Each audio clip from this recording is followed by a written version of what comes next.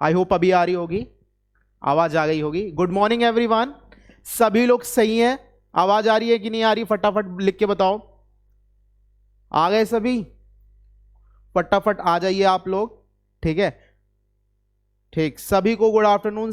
ठीक है, सभी को नमस्कार, सभी को राम राम। ठीक, तैयार हो जाइए, कॉपी पेन लेके बैठ जाइएगा और मेरी बात को एकदम ध्यान से सुनिएगा। आपको पता है आपने किस बैच में एडमिशन लिया है? आपने किस में एडमिशन लिया है सर? आप लोगों ने लेखपाल के बैच में एडमिशन लिया है, ठीक है ना? तो जो आज हम करने वाले हैं, हम लेखपाल की तैयारी करेंगे और ये मान के चलिए जब तक ये बैच खत्म हो जाएगा लेखपाल में कोई ऐसी चीज नहीं होगी जो तुम्हारे को ना आ रही होगी। ठीक है, समझ में आ रहा कि नहीं आ रहा? एक एक चीज प्रीवियस ईयर के सारे पेपर उठा लूंगा मैं और वहीं से क्वेश्चन कराऊंगा मैं आपको, ठीक है ना? कॉन्सेप्ट तो साथ में रहेंगे, साथ में क्वेश्चंस जो होंगे बहुत ही बेहतरीन होने वाले हैं। ठीक है, क्लियर है? आवाज आ रही है कि सेशन स्टार्ट हो चुका है? क्लियर?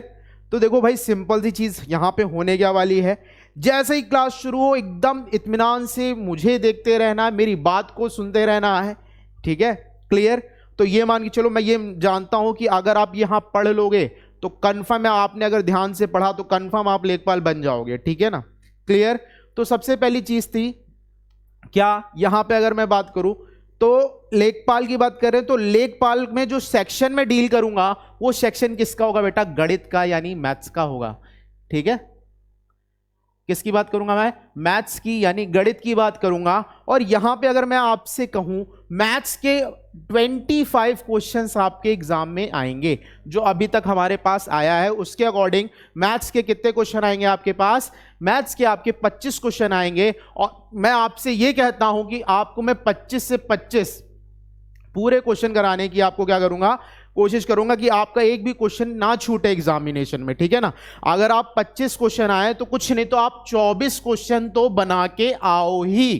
ठीक है ना? मेरा मोटो ये है कि जितने लोग यहां पे जुड़े हैं, जितने लोगों ने भी पेड क्लासेस ली हैं, उनके पैसे बिल्कुल वेस्ट ना जाए। उनके पैसे का, हर एक पैसे का यूटिलाइजेशन कराऊंगा मैं यहां पे। एक चीज नहीं छोड़ूंगा, जो एग्जाम में आया है, जितने भी प्रीवियस ईयर के पेपर हैं या फिर जितना भी यूपी ट्रिपल एससी का जो भी सिलेबस है, ठीक है ना, किसी भी पेपर में आया है जिसमें मैथ्स आई है यूपी ट्रिपल एससी के, उन सब के क्वेश्चन का चयन करके मैं आपको क्वेश्चंस को कराऊंगा ताकि आपको कोई भी दिक्कत ना हो। ठीक है बेटा? क्लियर? किसी को कोई दिक्कत तो नहीं है? ठीक, अगर सब चीजें समझ में आ रही तो लिखो तो यस सर सारी चीजें क्लियर है। तो अब हम जो करेंगे क्या, मैथ्स की शुरुआत करेंगे, गणित की शुरुआत करेंगे। तो शुरुआत करने से पहले सबसे पहले हम जान लें हमारे पास सिलेबस क्या क्या है, हमको पढ़ना क्या क्या है भाई। ठीक है ना? ब्लर दिखाई दे रहा है? ठीक, देखते हैं भाई, टेक्निकल टीम से बात करते हैं।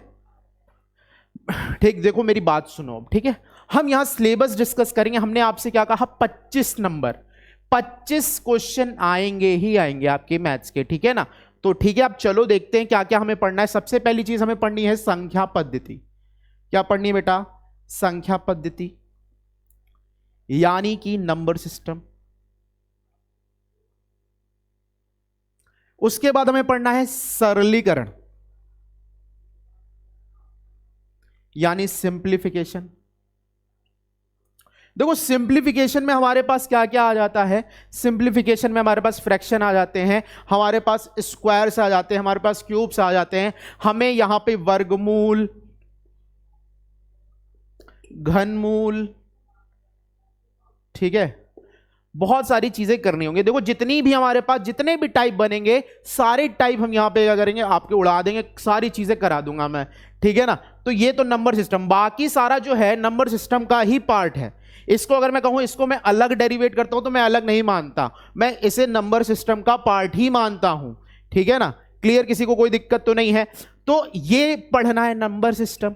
उसके बाद बाकी जो आपके अर्थमेटिक के टॉपिक हैं उन्हें हम करेंगे। जैसे अगर मैं बात करूं तो नेक्स्ट टॉपिक हमारे पास आता है प्रतिशत। उसके बाद हम करेंगे क्या? लाभ, हानि, बट्टा। उसके बाद हम बात करेंगे किसकी? अनुपात, समानुपात।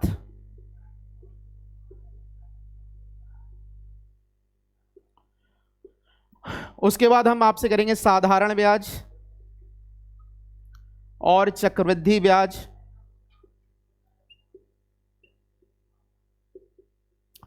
इसके बाद मैं आपसे बात करूंगा किसकी, कार्य और समय। बेटा इसी में हम पाइप और टंकी भी कर लेंगे। उसके बाद हमें करना है समय, दूरी, चाल, औसत, उसके बाद मिश्रण, ठीक है, मिश्रण। उसके बाद हम बात करेंगे क्या, मेंसुरेशन, ठीक है ना, ज्यामिति का थोड़ा सा पार्ट है, ठीक है ना, और हमारे पास क्या, स्टैटिस्टिक्स यानी डीआई, ठीक है ना। तो इन सारे टॉपिक्स को हम यहां पे क्या करेंगे, शुरू करेंगे, ठीक है। क्लियर, किसी को कोई दिक्कत तो नहीं। देखो बेटा ज्यादा कुछ नहीं बता, बस मैं सिलेबस अभी डिस्कस कर रहा हूं आपसे, तो उस सिलेबस की मैं बात कर रहा हूं। तो देखो हमने क्या करना है, हमको ये करना है, हमने ये करना है और हमने ये भी करना है, ठीक है ना। कुछ एडिशनल होगा तो वो मैं आपको आगे चल के बता दूंगा, ठीक है। आई होप ये चीज क्लियर हो गई है। क्लियर, अगर क्लियर है तो फटाफट कमेंट में लिख के बताओ यस सर क्लियर है। क्लियर है सबको, ठीक। तो जो हम बात करेंगे यहां पे, अगर मैं बात करूं जान की, मतलब अगर मैं बोलूं इस मैथ्स में जो जान है यहां पे लेखपाल के लिए, वो है नंबर सिस्टम। नंबर सिस्टम से काफी कुछ आने वाला है, ठीक है ना। तो अगर मैं बोलूं 3 से 4 या 5 क्वेश्चन हमारे नंबर सिस्टम के होंगे। इस नंबर सिस्टम में हमारा सिंप्लीफिकेशन भी कवर अप हो जाता है, वर्गमूल और घनमूल भी कवर अप हो जाता है, ठीक है ना। तो आई होप आपने सिलेबस देख लिया होगा, ठीक है ना। स्क्रीनशॉट लिखना है तो लिख लीजिएगा, ठीक है। मैं इसको इरेज करता हूं और आगे बढ़ते हैं हम थोड़ा सा, ठीक है। और हम शुरू क्या करेंगे वो बात करेंगे, ठीक है।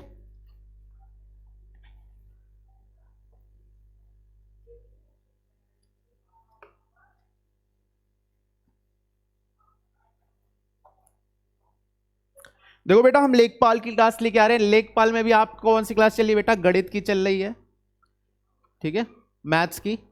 और जो हमारा टॉपिक शुरू होने जा रहा है उस टॉपिक का नाम है बेटा संख्या पद्धति,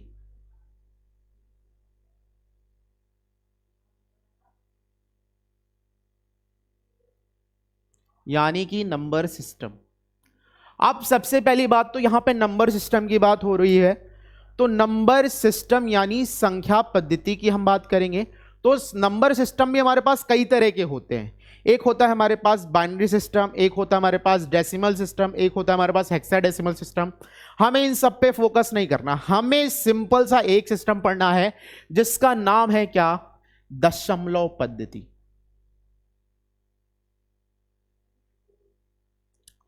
हमें क्या पढ़ना है, दशमलव पद्धति यानी डेसिमल सिस्टम पढ़ना है, ठीक है, ठीक है।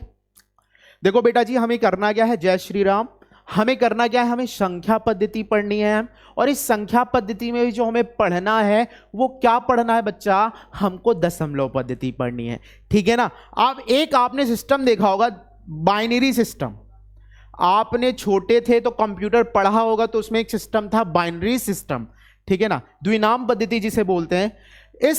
इसकी बात करें तो बाइनरी सिस्टम में हमारे पास कितने नंबर होते हैं, 2 नंबर 0 और 1, ठीक है ना बेटा जी। बाइनरी सिस्टम में 2 नंबर होते हैं 0 और 1, ठीक, और इन्हीं नंबर से बाकी सारे नंबर इसमें बनते हैं, ठीक है ना। यही बात होती है कि नहीं होती, मुझे ये चीज बताओ। बाइनरी सिस्टम में 2 नंबर होते थे 0 और 1, और इन्हीं नंबर से लेके बाकी सारे नंबर को बनाया जाता था कि नहीं बनाया जाता था, बिल्कुल बनाया जाता था। तो अब इसी तरह अगर मैं बोलूं, इसी की तर्ज पे मैं बात करूं, तो यहां पे दशमलव पद्धति की बात हो रही है ना। तो जिस तरह बाइनरी सिस्टम में हमारे पास 2 नंबर है और उन्हीं नंबर को लेकर बाकी सारे नंबर बनाए गए हैं, उसी तरह हम दशमलव पद्धति की बात करें तो दशमलव पद्धति में कुल हमारे पास 10 नंबर होते हैं और इन्हीं 10 संख्याओं से बाकी सारे नंबर बनते हैं। देखो कैसे, ठीक। अब मेरी बात सुनो, दशमलव पद्धति तो हमारे पास यहां पे जो संख्याएं होंगी वो कौन सी होंगी, 0 1 2 3 4 5 6 7 8 9।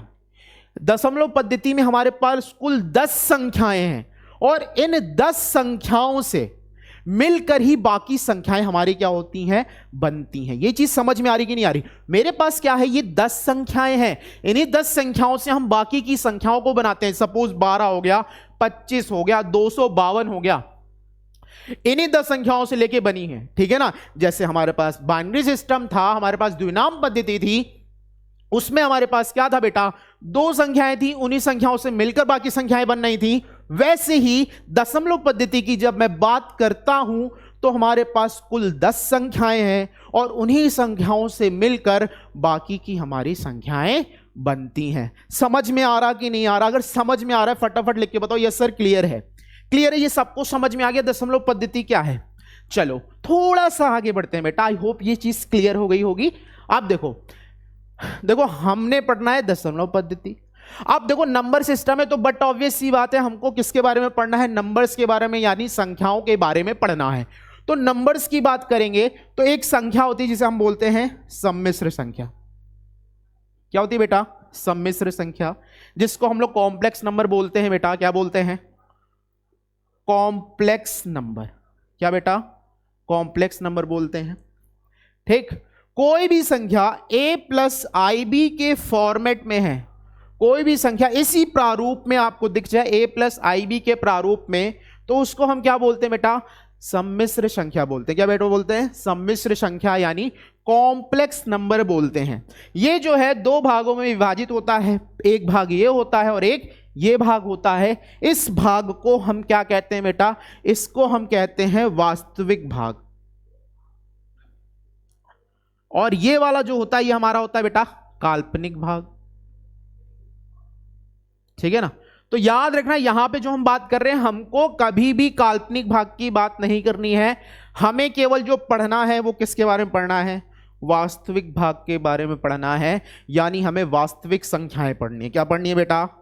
वास्तविक संख्याएं, यानी कि आपको रियल नंबर्स के बारे में पढ़ना है। ठीक है ना? आई होप ये चीज समझ में आ गई होगी, किसी को कोई दिक्कत नहीं हुई होगी। भाई देखो ध्यान देना, हम संख्या पद्धति पढ़ रहे हैं। संख्या पद्धति में भी हम क्या पढ़ेंगे? दशमलव पद्धति पढ़ेंगे। ठीक, दशमलव पद्धति में 0 से लेकर 9 तक की संख्याएं होती हैं और बाकी जो संख्याएं होती हैं वो इन्हीं संख्याओं से मिलकर बनी होती हैं। उसके बाद मैंने आपको एक संख्या बताई जिसका नाम है सम्मिश्र संख्या। ये दो संख्याओं से मिलकर बनी है, दो पार्ट में विभाजित है। एक हमारा वास्तविक भाग है और दूसरा हमारा क्या है? काल्पनिक भाग है। तो याद रखना कभी भी काल्पनिक भाग को हम नहीं पढ़ते, हम पढ़ते किसको हैं? वास्तविक भाग को पढ़ते हैं। क्लियर है ये चीज? ठीक है, तो अब हम जो भी पढ़ना है वो हमें किसके बारे में पढ़ना है? वास्तविक भाग यानी वास्तविक संख्याओं यानी रियल नंबर्स के बारे में पढ़ना है। तो मैं इसको भी क्या करने जा रहा हूं? इरेज कर दूंगा और आगे बढ़ते हैं हम थोड़ा सा। ठीक है, सभी को क्लियर है ना? अगर क्लियर है तो फटाफट कमेंट में लिख के बताओ क्लियर है।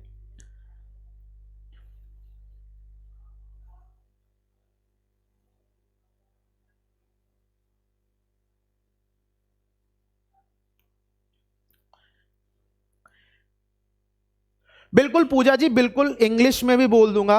ठीक है, परेशान ना हो। ठीक, अब यहां पे हम बात करेंगे। देखो हिंदी इंग्लिश की कोई दिक्कत नहीं होने वाली है, ठीक है ना? बिकॉज मैं सारे क्वेश्चन बाइलिंगुअल दूंगा।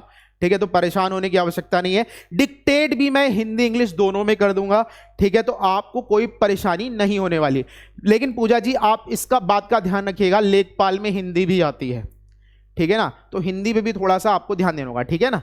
क्लियर? मेरी बात सुनिएगा आप। ठीक, आप मेरी बात सुनो आप।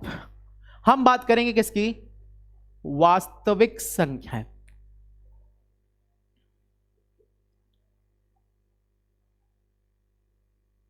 यानी रियल नंबर्स। ठीक है, देखो बेटा रियल नंबर्स की बात करेंगे, वास्तविक संख्याओं की बात करेंगे, तो याद रखना -∞ से लेके +∞ तक। भाई ध्यान देना, इसे हम क्या बोलते हैं? अनंत। तो -∞ से लेके +∞ तक, बिल्कुल अमित पीडीएफ मिलेगी। -∞ से लेके +∞ तक जितनी संख्याएं होती हैं, क्या बोला मैंने? -∞ से लेके +∞ तक जितनी संख्याएं होती हैं वो हमारी क्या होती है बेटा? वास्तविक संख्याएं होती हैं। ये प्लस में भी हो सकती हैं, ये फ्रैक्शन में भी हो सकती हैं, ये डेसिमल में भी हो सकती हैं। ठीक है, अमित कुमार परेशान ना होइए, मैं आपको सारे टॉपिक की पीडीएफ जरूर प्रोवाइड कराऊंगा। आफ्टर टॉपिक खत्म होने के बाद मैं आपको प्रोवाइड करा दूंगा। ठीक है, क्लियर, इसमें किसी को कोई दिक्कत तो नहीं। वास्तविक संख्याएं यानी रियल नंबर्स की बात करें बेटा, रियल नंबर्स क्या होते हैं, माइनस इन्फिनिटी से लेके प्लस इन्फिनिटी तक जितनी भी संख्याएं होती हैं वो हमारी क्या होती है बेटा, वास्तविक संख्याएं यानी रियल नंबर्स होते हैं। ये चीज समझ में आई कि नहीं आई, मुझे पहले ये बताओ। तो इसमें आपका 0 भी हो सकता है, इसमें -1 भी हो सकता है, इसमें -1/2 भी हो सकता है, इसमें +3/8 भी हो सकता है, ठीक है ना। क्लियर, किसी को कोई दिक्कत तो नहीं भाई। ये हमारी हैं वास्तविक संख्याएं, ठीक है ना। अब वास्तविक संख्याओं को भी विभाजित किया गया है। कैसे कैसे विभाजित किया गया है भाई, कोई बताएगा हमारे पास। इसको हम दो तरह से विभाजित करते हैं। क्या, एक तो हमारा पास होता है दशमलव, क्या बेटा, दशमलव यानी डेसिमल, और दूसरा हमारे पास होता है पूर्णांक, पूर्णांक यानी इंटीजर, ठीक है ना। बेटा ध्यान देना, क्या बोला मैंने, ये दशमलव, देखो हम वास्तविक संख्याओं की बात कर रहे थे। वास्तविक संख्याओं को दो तरह से हमने विभाजित किया है, दशमलव और पूर्णांक में, ठीक है ना। दशमलव की बात करें, इसको भी दो भाग में विभाजित किया गया है। क्या, एक तो हमारे पास होता है परिमेय, एक होता है हमारे पास परिमेय संख्या, और एक होता है हमारे पास अपरिमेय। देखिएगा बेटा, परिमेय संख्या यानी रेशनल नंबर, क्या बेटा, रेशनल नंबर, ठीक है। अपरिमेय मतलब इर्रेशनल नंबर,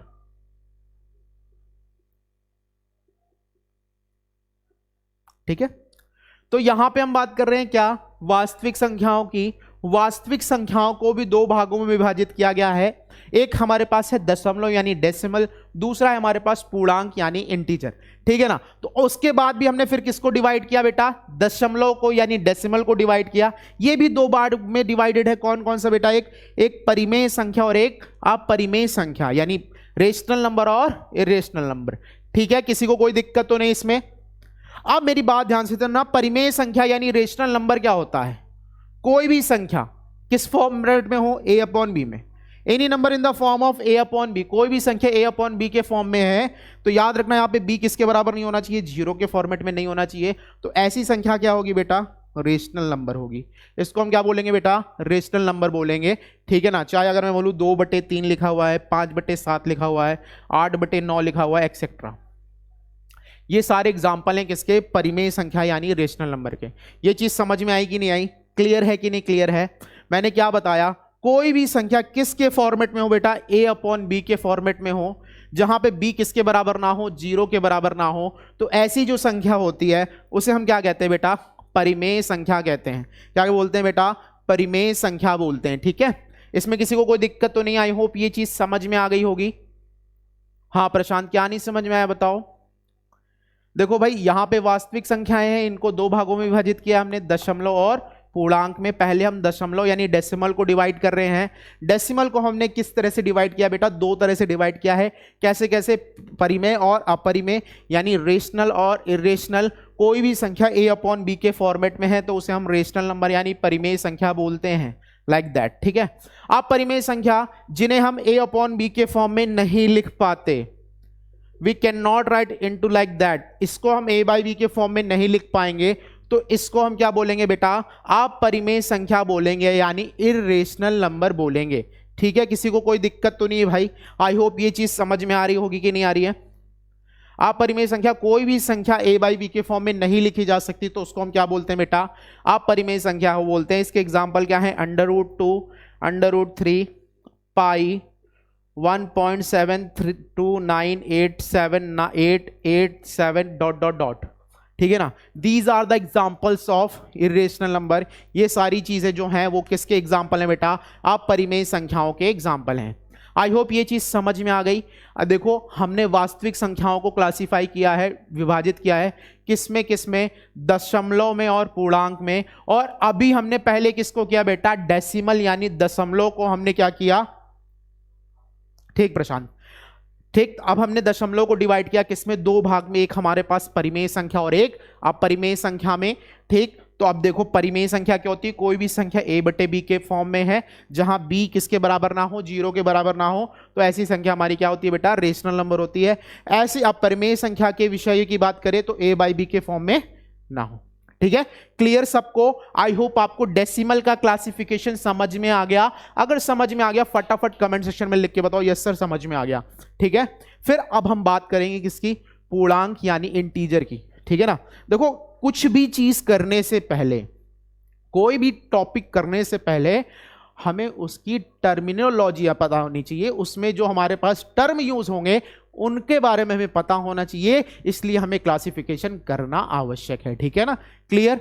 ठीक, अब देखो मेरी बात सुनो, यहां पे जो हमने बात की है ये हमने दशमलव को डिवाइड किया है। ठीक है ना, किसको डिवाइड किया बेटा, दशमलव को डिवाइड किया है। अब हम बात करेंगे किसकी, पूर्णांक यानी इंटीजर की बात करेंगे। ठीक, तो आई होप ये लिख लो फटाफट।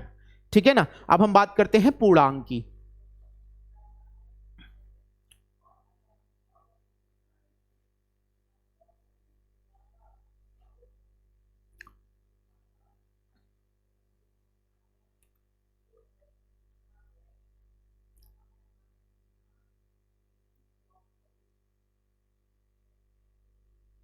देखो पूर्णांक यानी इंटीजर की बात करेंगे। आप मेरी बात ध्यान से सुनिएगा, इंटीजर, इंटीजर यानी पूर्णांक, इसकी बात करें तो ये भी 3 भाग में डिवाइडेड है।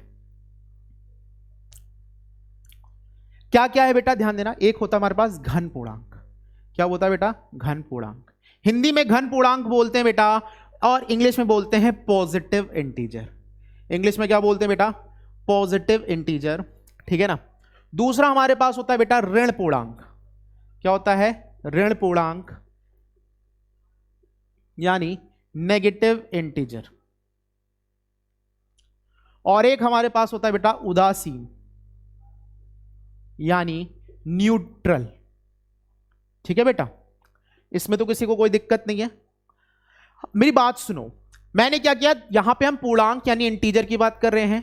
पूर्णांक 3 तरह से विभाजित होता है बेटा, एक घन पूर्णांक होता है, एक ऋण पूर्णांक होता है और एक उदासीन होता है। याद रखना, इंटीजर की बात कर रहे हैं तो इंटीजर क्या होता है, माइनस इन्फिनिटी से लेके प्लस इन्फिनिटी के बीच में जितने भी नंबर होते हैं।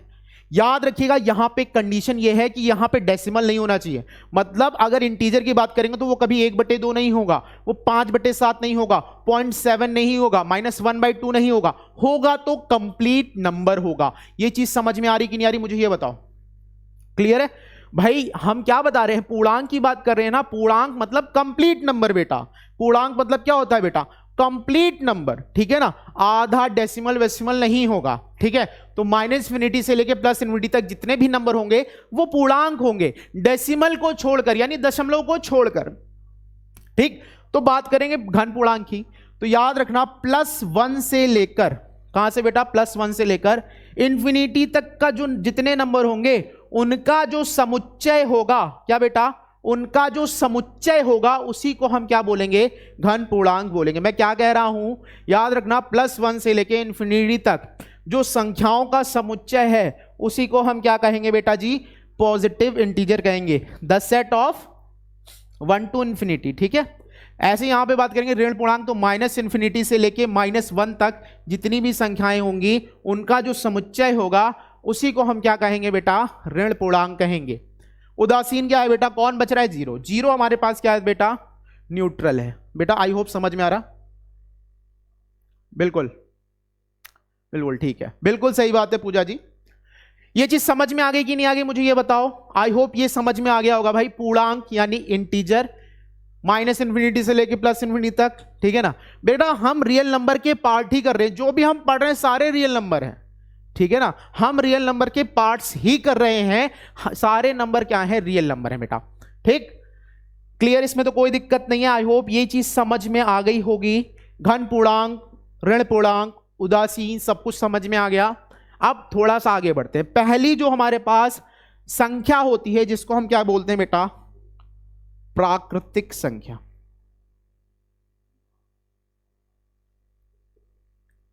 प्राकृतिक संख्या यानी नेचुरल नंबर। कौन बताएगा मुझे, फटाफट कमेंट में लिख के बताओ प्राकृतिक संख्याएं क्या होती हैं। ठीक है, देखो मैं बताता हूं। बेटा प्राकृतिक संख्याएं यानी नेचुरल नंबर, ठीक है ना। प्राकृतिक संख्याएं क्या होती है याद रखना, 1 2 3 डॉट डॉट डॉट कहां तक, इन्फिनिटी तक। आप इसको ऐसे बोल सकते हैं, देखो ये क्या, यही तो लिखा हुआ है, लिखा है कि नहीं लिखा है। हम क्या बोल सकते हैं, घन पूर्णांकों का जो समुच्चय होता है वही हमारी क्या होती है बेटा, प्राकृतिक संख्याएं होती हैं। ये चीज समझ में आ रही कि नहीं आ रही। घन पूर्णांकों का जो समुच्चय है वही हमारा क्या हो जाएगा बेटा, नेचुरल नंबर, यानी 1 to infinity। The set of all positive integers is said to be natural number. I hope ये क्लियर है कि नहीं क्लियर है। The set of all positive integers is said to be natural number. घन पूर्णांकों का जो समुच्चय है उसी को हम क्या कहेंगे बच्चा, प्राकृतिक संख्या कहेंगे। बिल्कुल, अब है डॉट डॉट डॉट, ठीक है। अब मेरी बात सुनना, ये तो प्राकृतिक संख्या यानी नेचुरल नंबर्स की बात करी है मैंने। अब मैं आपसे बात करूंगा किसकी, ये हो गया हमारे पास नेचुरल नंबर। इसकी बाद अब मैं बात करता हूं किसकी, पूर्ण संख्या है। पूर्ण संख्या यानी कि होल नंबर।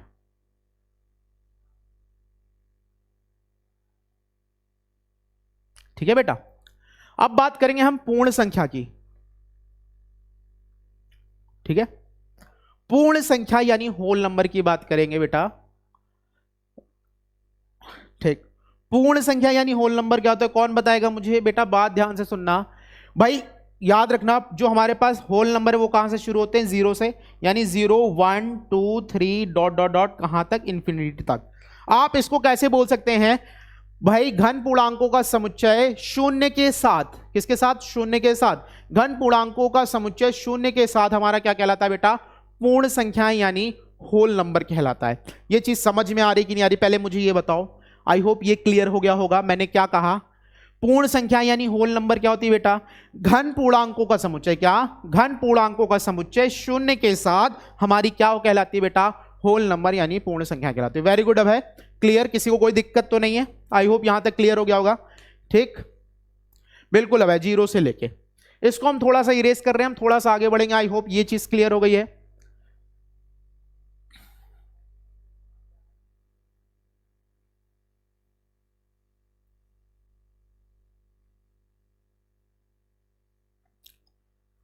बेटा यहां तक क्लियर हो गया ना।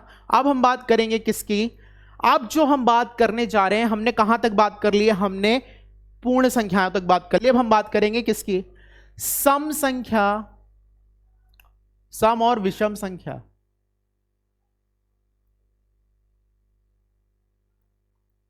इवन और ऑड नंबर।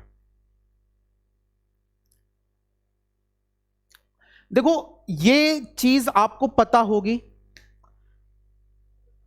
बिल्कुल रिचा जी, बिल्कुल सही बात है, यही मैंने आपको बताया था। The set of all positive integers including 0 is said to be whole number. Let's see, हम बात करें किसकी, सम संख्या और विषम संख्या की। मुझे पता है यहां पे सभी को पता होगा सम संख्या और विषम संख्या क्या होती है। आप बताओगे ऐसी संख्या जो 2 से विभाजित हो वो हमारी क्या हो, बिल्कुल सम संख्या होती है। और जो 2 से विभाजित नहीं होती वो कैसी होती है बेटा, विषम संख्या होती है। क्लियर, किसी को कोई दिक्कत तो नहीं है बेटा। अब देखो यहां पे हम बोल सकते हैं सम संख्या जिसके अंत में 0 आए, 2 आए, 4 आए, 6 आए, 8 आए, ऐसी संख्या हमारी क्या होती है बेटा, इवन नंबर यानी सम संख्याएं होती हैं। जिनके अंत में क्या है, 1 आए, 3 आए, 5 आए, 7 आए, 9 आए, ऐसी संख्या हमारी क्या होती है, विषम संख्याएं होती हैं। बिल्कुल यही बात होती है। अब मेरी बात ध्यान से सुनना, 0 की बात करते हैं। 0 क्या है, 0 इवन नंबर है कि ऑड नंबर है, कोई मुझे बताएगा। 0 सम संख्या है कि विषम संख्या है, आपको यह बताना है। फटाफट कमेंट में लिख के बताओ, इवन नंबर है कि ऑड नंबर है। ठीक है,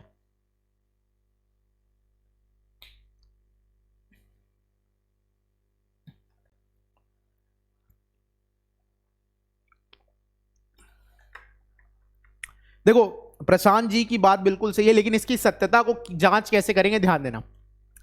कभी भी सम संख्या में, मतलब इवन नंबर में इवन नंबर जोड़ते तो क्या आता है बेटा, इवन नंबर आता है। ठीक है, अगर हम सम संख्या में सम संख्या जोड़ेंगे तो हमारे पास क्या आएगा, सम संख्या आएगा। और अगर हम क्या बोलते हैं बेटा, ऑड नंबर में इवन नंबर जोड़ते तब क्या आता है बेटा, ऑड। क्या आता है बेटा, ऑड नंबर आता है। यही बात होती है, इसमें किसी को कोई दिक्कत तो नहीं। आप मेरी बात ध्यान से, दोनों नहीं है बेटा, ठीक है। मेरी बात सुनो, इवन में इवन जोड़ेंगे तो इवन नंबर आएगा, ऑड में इवन जोड़ेंगे तो ऑड नंबर आएगा। मैंने जीरो को क्या मान लिया, इवन नंबर। क्या मान लिया, इवन नंबर। तो जीरो प्लस मैंने क्या किया, इवन नंबर लिया 4। क्या इवन नंबर आया, बिल्कुल इवन नंबर आया, ठीक है। मतलब यहां पे ये प्रूफ हो गया, सही है। यहां पे देख लेते, मैंने ऑड नंबर 1 लिया, जीरो इवन नंबर लिया, कितना आ गया 1, यानी ऑड नंबर, मतलब सेटिस्फाई हो गया। जीरो सम संख्या है, देखो कभी कभी पूछ लेता है जीरो संख्या है, जीरो सम संख्या है, यस कि नो आपको पता नहीं, ठीक है ना। तो आप क्या बोल सकते हैं, zero is the even number, ठीक है। आई होप ये याद रहेगा, जीरो हमारे पास क्या होती है बेटा, सम संख्या होती है। आई होप आपको ये चीज क्लियर हो गई होगी, सम संख्या और विषम संख्या क्या होती है। क्लियर है सबको, ठीक। चलो थोड़ा सा आगे बढ़ते हैं।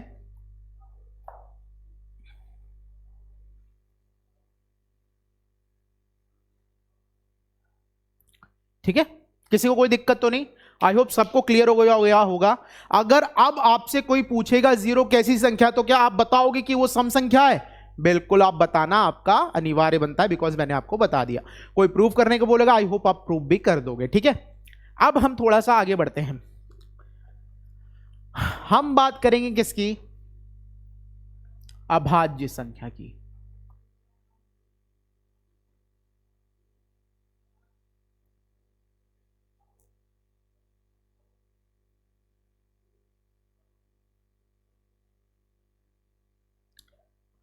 अभाज्य संख्या यानी प्राइम नंबर, ठीक है।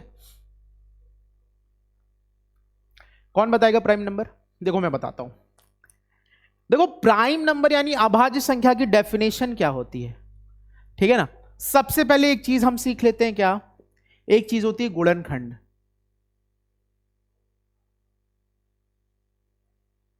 और एक चीज होती है गुणज, ठीक है ना। गुणनखंड का मतलब क्या, फैक्टर्स, और इसका मतलब होता है मल्टीपल, ठीक है ना। गुणनखंड और गुणज में अंतर क्या है, इसकी बात करेंगे बेटा। फैक्टर्स, किसी भी संख्या के जो फैक्टर्स होते हैं वो लिमिटेड होते हैं, लेकिन उसके मल्टीपल्स बहुत ज्यादा होते हैं, ठीक है ना। तो हमें इन्हीं के बीच का डिफरेंस निकालना है, कि इसका डिफरेंस पता चल गया ना, तो बहुत ही सारी चीजें आसान हो सकती हैं, ठीक है ना। तो सबसे पहले हम इन दोनों को सीखेंगे बेटा। गुणनखंड, किसी भी संख्या के बहुत सारे गुणनखंड नहीं होते, लिमिटेड होते हैं, लेकिन गुणज बहुत सारे हो सकते हैं। अगर मैंने बोला 8 का जो फैक्टर्स होंगे वो क्या होंगे, 2 इंटू 2 इंटू 2 इंटू 1, लेकिन मल्टीपल की बात करेंगे तो क्या होगा, 16, 32 एंड सो ऑन, ठीक है ना। तो किसी भी संख्या के बहुत सारे मल्टीपल्स हो सकते हैं, लेकिन फैक्टर्स लिमिटेड होते हैं। तो यहां पे हम बात करें, बिल्कुल तुम लोग बिल्कुल सही बता रहे हो, अभाज्य संख्या क्या होती है। अभाज्य संख्या की बात करेंगे, a number only having 2 factors, मेरी बात सुनना, a number having only 2 factors, 1 और itself is said to be prime number. ऐसी संख्या जिसके केवल 2 गुणनखंड हो, मेरी बात को एकदम ध्यान से सुनना, ऐसी संख्या जिसके केवल 2 गुणनखंड हो, वो संख्या हमारे पास क्या होती है बेटा, अभाज्य संख्या कहलाती है। A number having only 2 factors, 1 और itself is said to be prime number और अभाज्य संख्या। ये चीज समझ में आ रही कि नहीं आ रही। अभाज्य संख्या की बात हो रही है। अभाज्य संख्या क्या होती है बेटा, ऐसी संख्या जिसके केवल 2 गुणनखंड हो, क्या हो, गुणनखंड हो, एक तो एक और वह खुद, ठीक है। अगर मैं बात करूं एक की, तो क्या एक प्राइम नंबर है, भैया इसके 2 गुणनखंड नहीं है, तो 1 हमारे पास प्राइम नंबर नहीं है। लेकिन 2 की बात करें तो 2 को आप कैसे लिख सकते हो, 2 इंटू 1, इसके 2 गुणनखंड हो गए ना, तो ये हमारे पास क्या है बेटा, प्राइम नंबर, ठीक है ना, अभाज्य संख्या है। तो पहली जो अभाज्य संख्या होती है बेटा, वो क्या होती है, 2 होती है। मतलब अभाज्य संख्या हमारे पास पहली हो गई 2, 3, 5, 7, 11 एंड सो ऑन, ठीक है। ये चीज समझ में आई कि नहीं आई, मुझे ये बताओ। याद रखिएगा, अभाज्य संख्या समझ में आई भाई, ऐसी संख्या जिसके केवल 2 फैक्टर हो, तो ऐसी संख्या हमारी क्या कहलाती है बेटा, बिल्कुल प्राइम नंबर कहलाती है, यानी अभाज्य संख्या कहलाती है। इसके 2 फैक्टर कौन कौन से रखते हैं, बिल्कुल क्या नहीं है बेटा, 2 is the smallest prime number and only even prime number. ठीक है ना। बिल्कुल बिल्कुल सही बात है, मैंने आपको जो बताया बिल्कुल सही है। ऐसी संख्या जिसके केवल दो गुणनखंड होते हैं वो हमारे क्या कहलाते हैं बेटा, प्राइम नंबर। आई होप ये चीज क्लियर हो गई होगी। तो स्मॉलेस्ट प्राइम नंबर इज 2, सबसे छोटा प्राइम नंबर हमारे पास क्या है, 2 है। क्लियर। आगे बढ़ते हैं थोड़ा सा, बात करेंगे किसकी, भाज्य संख्या की। किसकी बात करेंगे बेटा,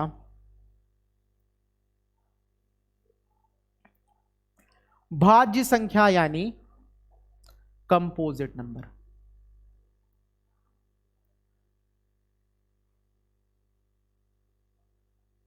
ठीक है। अब मुझे कौन बताने वाला है कि कंपोजिट नंबर यानी भाज्य संख्या क्या होती है। ठीक है, करते हैं, देखो मैं बताता हूं। हाँ, भाज्य संख्या यानी कंपोजिट नंबर। ठीक है बेटा, ध्यान देना, भाज्य संख्या, अभी हमने अभाज्य संख्या पढ़ी थी बेटा। अभाज्य संख्या क्या थी, ऐसी संख्या जिसकी केवल दो फैक्टर हो, एक तो वो खुद और एक तो एक। ठीक है ना, तो ऐसी संख्या हमारी क्या कहलाती है बेटा, अभाज्य संख्या कहलाती है। लेकिन भाज्य संख्या की बात करें तो यहां पे क्या होगा, सिंपल सी चीज है, क्या, अ number having more than 2 factors. ऐसी संख्या जिसके दो से ज्यादा गुणनखंड हो, तो ऐसी संख्या हमारे पास क्या होती है बेटा, भाज्य संख्या यानी कंपोजिट नंबर होती है। वेरी गुड पूजा राय। देखो भाई सिंपल सी चीज है, मैं आपसे क्या बता रहा हूं, भाज्य संख्या की बात करी जा रही है अभी, मतलब कंपोजिट नंबर की बात की जा रही है। तो भाज्य संख्या क्या है भाई, अ number having more than 2 factors, ऐसी संख्या जिसके दो से ज्यादा गुणनखंड हो। ठीक है ना, ऐसी संख्या जिसके दो से ज्यादा गुणनखंड हो, तो ऐसी संख्या हमारी क्या होगी, अभाज्य संख्या, सॉरी भाज्य संख्या। तो पहली अभाज्य भाज्य संख्या क्या होगी, 4, 6, 8, 9, 10, 12 एंड सो ऑन। क्लियर है, ये चीज समझ में आई कि नहीं, ऐसी संख्या जिसके दो से ज्यादा गुणनखंड हो, 1 नहीं होगा। ठीक है, जो संख्या एक ही अपने आप से, अच्छा बेटा वो तो अभी प्राइम नंबर की बात हुई थी ना, यहां तो हम भाज्य संख्या की बात कर रहे हैं। ठीक है ना, आई होप ये चीज समझ में आ गई, क्या कि दो से ज्यादा गुणनखंड हो।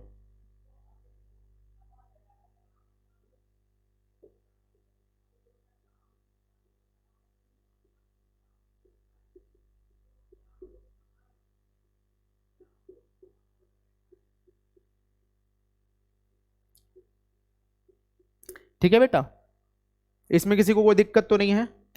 ठीक, अब देखो हम बात करते हैं किसकी, ये तो मेरे पास हो गई भाज्य संख्या, आई होप ये समझ में आ गया। नेक्स्ट हम बात करेंगे किसकी, सहभाज्य संख्या।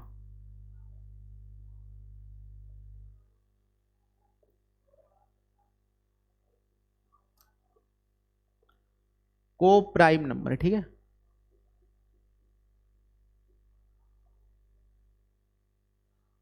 सहभाज्य संख्या की बात करेंगे। देखो, one is neither prime nor composite, ना तो वो प्राइम नंबर है ना तो वो कंपोजिट है। ठीक है ना, वो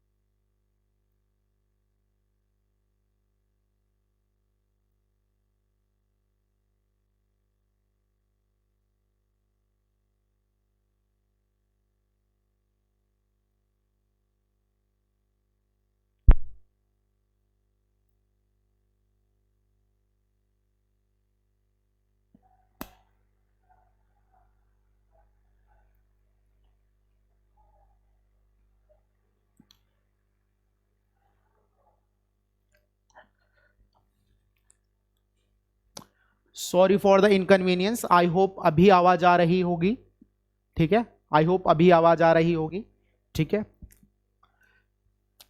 ठीक है।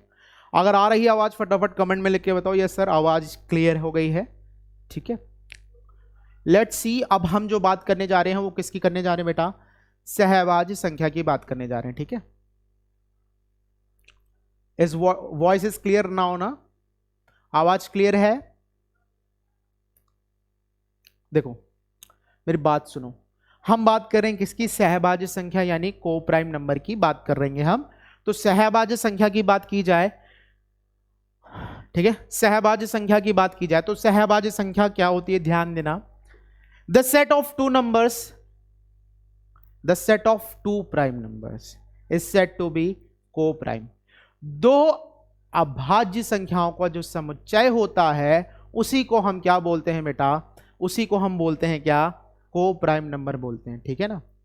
इसमें किसी को कोई दिक्कत तो नहीं, मैंने क्या बताया, सिंपल सी चीज मैं आपसे ये बता रहा हूं, सहभाज्य संख्या यानी को प्राइम नंबर क्या होता है बेटा, दो अभाज्य संख्याओं का जो समुच्चय होगा उसी को हम क्या कहेंगे बेटा, सहअभाज्य संख्या। The set of two prime numbers is said to be coprime, ठीक है ना।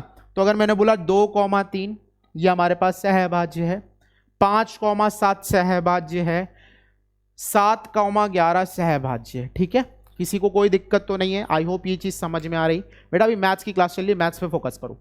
सहभाज्य संख्या यानी coprime number, I hope ये चीज समझ में आ गई होगी। क्या बताया मैंने, the set of two prime numbers, दो अभाज्य संख्याओं का जो समुच्चय होता है उसी को हम क्या बोलते हैं बेटा, सहभाज्य संख्या यानी को प्राइम नंबर बोलते हैं। ये चीज क्लियर है कि नहीं क्लियर है, आई होप ये चीज क्लियर हो गई होगी। मैंने आपसे क्या बताया है, सहभाज्य संख्या यानी coprime number, the set of two prime numbers. याद रखना यहां पे कंपल्सन ये है कि नंबर्स कैसे होने चाहिए, प्राइम होने चाहिए। देखो बेटा तुम्हें एग्जांपल दे चुका हूं मैं, ठीक है ना, क्लियर, किसी को कोई दिक्कत तो नहीं।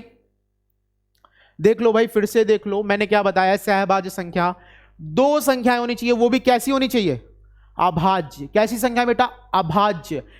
आपको अभाज्य संख्याओं का समुच्चय चाहिए यार, ठीक है ना, तो 2 भी अभाज्य 3 भी अभाज्य, ये कैसी हो गई, सहभाज्य। 5 और 7 सहभाज्य, 7 और 11 सहभाज्य, बिल्कुल 13 और 17 भी सहभाज्य होंगी, ठीक है।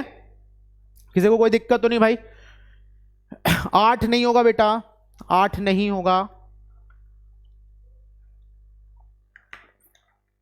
क्लियर है यहां तक, किसी को कोई दिक्कत तो नहीं हुई होगी अभी तक।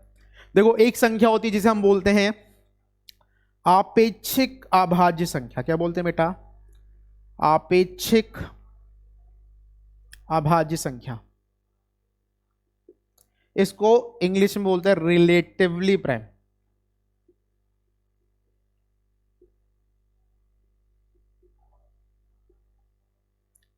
ठीक है ना, आपेक्षिक अभाज्य संख्या यानी हम बात करेंगे किसकी बेटा, 8 नहीं होगा, ठीक है।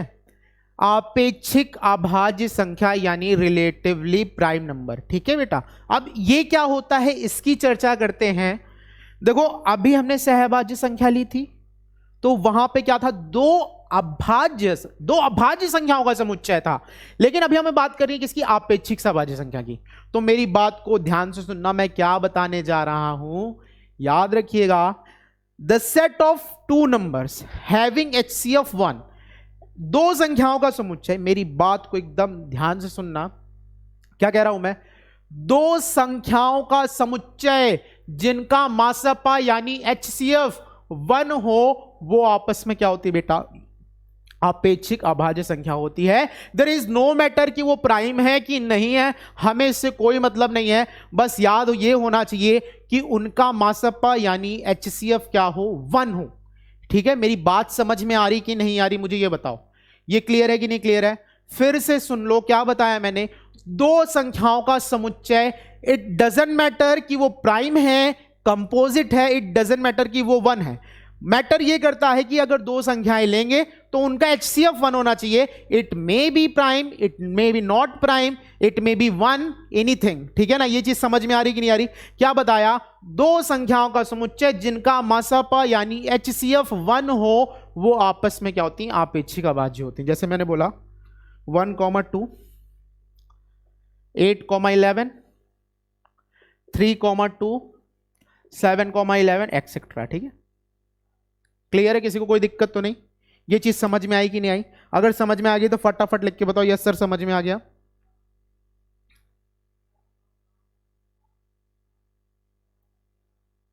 कहाँ हो सब लोग? फटाफट करके बताओ। क्लियर? ठीक, देखो मेरी बात सुनो तुम लोग, ठीक है? ये समझ में आ गया कि नहीं आ गया? आपेक्षिक अभाज्य संख्या क्लियर है भाई? रिलेटिवली प्राइम नंबर क्या होता है? दो संख्याओं का समुच्चय जिनका एचसीएफ क्या हो, 1 हो, वो आपस में क्या होंगी? रिलेटिवली प्राइम होंगी। ठीक है, क्लियर? चलो थोड़ा सा आगे बढ़ते हैं। ठीक, तो क्लासिफिकेशन जो है वो यहीं पे हमारा क्या होता है? समाप्त होता है। ठीक है ना? क्लासिफिकेशन मतलब जो हमने नंबर्स के बारे में जानना था, हमने सब तरह के यहाँ पे नंबर देख लिए हैं। अब कुछ कॉन्सेप्ट सीखेंगे, उन कॉन्सेप्ट से बाकी हम आगे के क्वेश्चंस करेंगे। ठीक है, क्लियर? चलो देखो, आप ऐसा बोल सकते हो एवरी को प्राइम, ऋचा जी एचसीएफ क्या होता है? सपोज 3 और 5 लिखा हुआ है, देखो 3 और 6 लिखा हुआ है, 3 के फैक्टर करोगे तो 3 इंटू 1 आएगा, 6 के करोगे तो 2 इंटू 3 इंटू 1 आएगा। जो कॉमन होता है वही एचसीएफ होता है। ठीक है, जो कॉमन फैक्टर होता है, तो देखो दोनों में 3 है और दोनों में 3 है और दोनों में 1 है, तो दोनों का एचसीएफ कितना आ गया? 3 आ गया। 3 इंटू 1 यानी 3 आ गया। ठीक है, ऋचा जी परेशान ना होइए, सारी चीजें क्लियर करूंगा। ये समझ में आएगी नहीं आया? 3 के फैक्टर किए तो 3 इंटू 1 हो गया, 6 के किए तो 2 इंटू 3 इंटू 1 हो गया। दोनों में कॉमन कौन कौन है? इधर 3 है, इधर 3, तो इधर 3 लिख लिया। और क्या कॉमन है? 1, तो 1 भी लिख दिया, तो 3 इंटू 1 कितना हो गया? 3। ठीक है ऋचा, क्लियर है? ठीक, बिल्कुल एलसीएम एचसीएफ भी पढ़ाऊंगा, चिंता ना करें आप। आई होप ये हो गया क्लियर। आप क्या बोल सकते हो?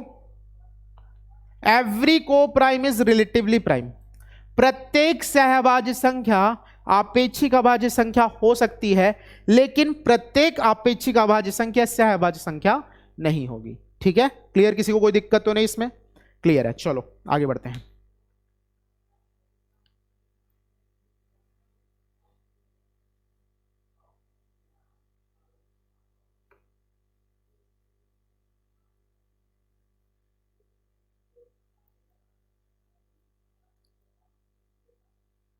देखो मेरी बात सुनना, ठीक है?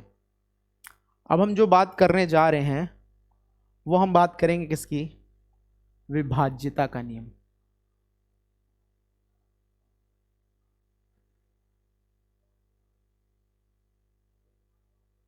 ठीक है, विभाज्यता का नियम यानी डिविजिबिलिटी रूल। डिविजिबिलिटी,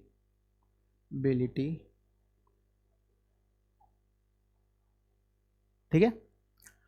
हम बात करेंगे डिविजिबिलिटी रूल की, यानी विभाज्यता के नियम की बात करेंगे। तो डिविजिबिलिटी रूल होता क्या है, इसकी बात की जाती है। कोई भी संख्या किसी भी संख्या से किसी यूनिक तरीके से कैसे डिवाइड हो जाएगी, हमें पता लगाने का जो मेथड है वही हम क्या कहलाते हैं? उसको डिविजिबिलिटी बोलते हैं। भाई याद रखना, कोई भी संख्या किसी भी संख्या से कैसे डिवाइड होती है। ठीक है ना?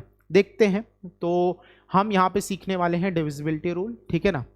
बहुत ही यूनिक तरीके से बताऊंगा, तो मेरी बात को एकदम ध्यान से सुनते जाना। ठीक है ना?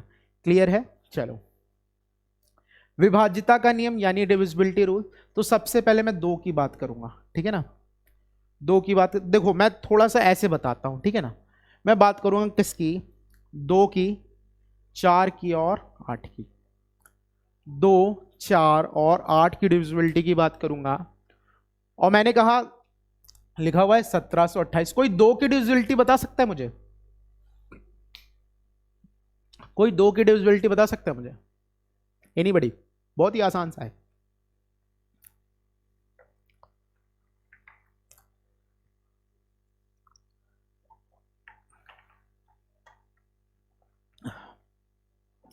देखो मैं 2 की डिविजिबिलिटी बताता हूं बेटा। आप जानते हो कोई भी इवन नंबर या कोई भी सम संख्या होती है वो किससे डिविजिबल होती है?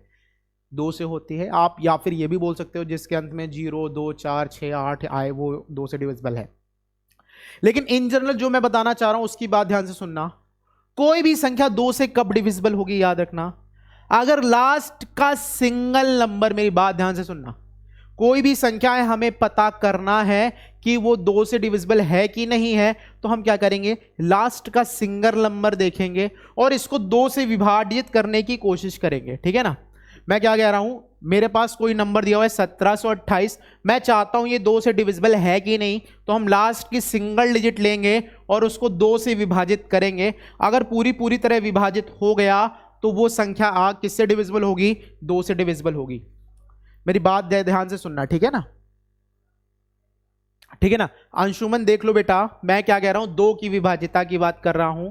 तो कोई भी संख्या 2 से कब विभाजित होगी, जब लास्ट का सिंगल नंबर किससे डिविजिबल होगा, 2 से। तो 2 से काटा तो पूरा कट गया, मतलब ये संख्या 2 से डिविजिबल हो गई। ये चीज क्लियर है कि नहीं क्लियर है, समझ में आ गया ना। या फिर लास्ट में 2 से डिविजिबल हो, या फिर लास्ट में सिंगल जीरो है, ठीक है ना। 4 की डिविजिबिलिटी की बात करेंगे, किसकी बात करेंगे, 4 की बात करेंगे। तो कोई भी संख्या 4 से कब डिविजिबल होगी, याद रखना। अब मैं बोलूं ये संख्या 4 से डिविजिबल है कि नहीं, तो हम क्या करेंगे, लास्ट की 2 डिजिट लेंगे। क्या करेंगे, लास्ट की 2 डिजिट लेंगे। अगर लास्ट की 2 डिजिट 4 से डिविजिबल है, 4 से कट रही है, तो पूरा नंबर किससे कटेगा, ये 4 से कटेगा। मेरी बात ध्यान से सुनना, मैं क्या कह रहा हूं, लास्ट की सिंगल डिजिट है 2 से। अगर लास्ट की 2 डिजिट 4 से डिविजिबल है, तो पूरा नंबर किससे डिविजिबल होगा बेटा, 4 से होगा। मेरी बात सुनने होगी नहीं सुनने हो, मैं क्या कह रहा हूं, सिंपल सी चीज 4 की बता रहा हूं। लास्ट की 2 डिजिट अगर 4 से है, तो पूरा नंबर किससे डिविजिबल, 4 से डिविजिबल, ठीक है।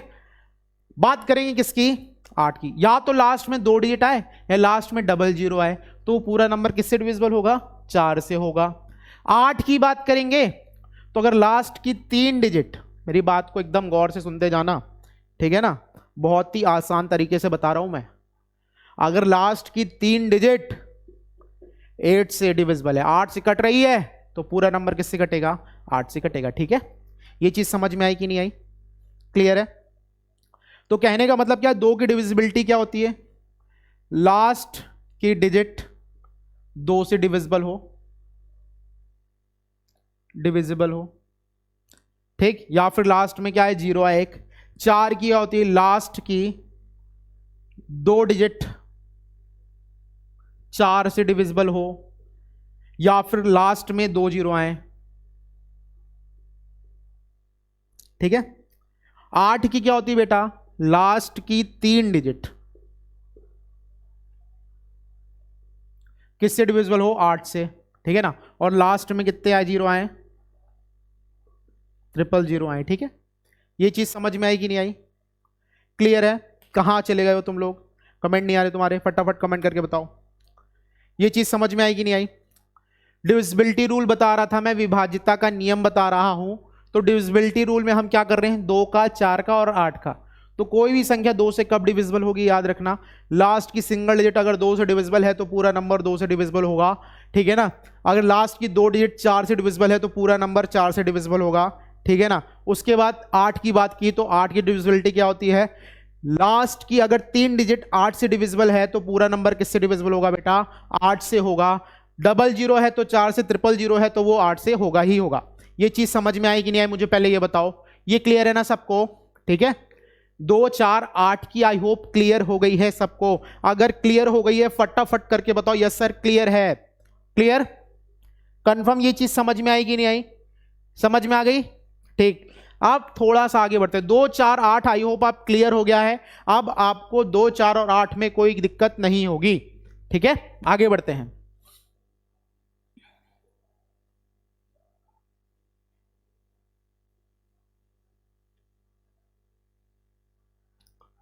ठीक है बेटा, अब मेरी बात सुनो, ठीक है। 2, 4, 8 हो गया, अभी हम 3 और 9 की देखेंगे। 3 और 9 की, ठीक है ना। मैंने 1728 लिया है, ठीक है। फिर से 3 और 9 की डिविजिबिलिटी क्या होती है, देखो ये सीखते हैं ना। अब मेरी बात को सुनना, देखो एक एक चीज नोट जरूर करते जाना, नोट नहीं करोगे तो दिक्कतें होंगी।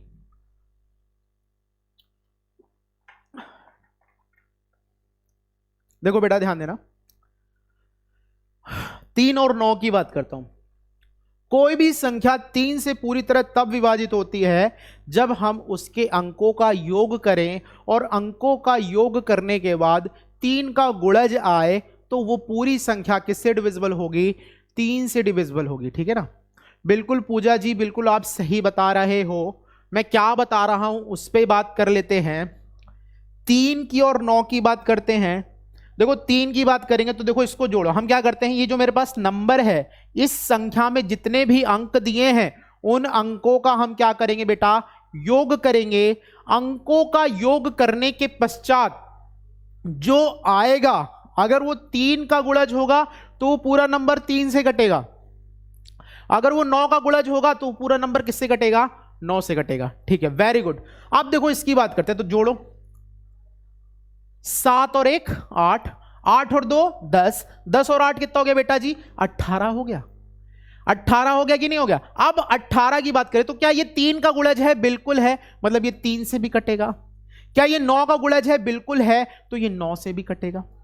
ये चीज समझ में आ गई कि नहीं आ गई, मुझे बताओ। 3 और 9 की क्लियर है कि नहीं क्लियर है। 2 4 8, आई होप ये क्लियर हो गया। 2 4 और 8 की क्लियर है कि नहीं क्लियर है, मुझे पहले ये बताओ भाई। 2 4 8 की क्लियर हो गई थी, ठीक। नोट्स बनाने बहुत जरूरी हैं, आप बनाइएगा जरूर, ठीक है ना। तो 3 9, देखो हमने कौन कौन सी सीख ली, 2 4 8 3 9, ठीक है। अब हम बात करेंगे किसकी, 5 की। किसकी बात करेंगे, 5 की। 5 का विभाज्यता का नियम बात करेंगे, ठीक है ना। अब 5 की डिविजिबिलिटी क्या होती है, कोई भी संख्या, ये सबसे आसान है, कोई भी संख्या हो उसके अंत में क्या है बेटा, 0 आए या फिर 5 आए, तो वो संख्या किससे डिविजिबल होगी बेटा, 5 से होगी। ये चीज समझ में आ रही कि नहीं आ रही, इसमें तो कोई दिक्कत नहीं है भाई, कंफर्म। ये क्लियर है कि नहीं क्लियर है, आई होप ये क्लियर हो गया होगा।